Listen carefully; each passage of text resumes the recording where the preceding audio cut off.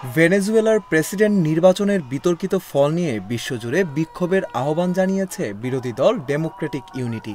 আগামী 17 আগস্ট এই বিক্ষোভ করতে বিশ্ববাসীকে আহ্বান জানান বিরোধী দলীয় নেতা মারিয়া কর্নিয়া। ব্রিটিশ সংবাদ মাধ্যম বিবিসির এক প্রতিবেদনে এ তথ্য জানানো হয়। এক ভিডিও বার্তায় কর্নিয়া গতকাল সামাজিক যোগাযোগ মাধ্যমে পোস্ট করা এক ভিডিও বার্তায় বলেন, নির্বাচনে ডেমোক্রেটিক ইউনিটি বড় ব্যবধানে জয় পেয়েছে, আর এই জয়ের স্বীকৃতির জন্য বিশ্ববাসীর সমর্থনের প্রয়োজন রয়েছে। মারিয়া আরও বলেন, চলুন একসঙ্গে আওয়াজ তুলি যাতে পুরো বিশ্ব আমাদের বিজয়কে সমর্থন করে।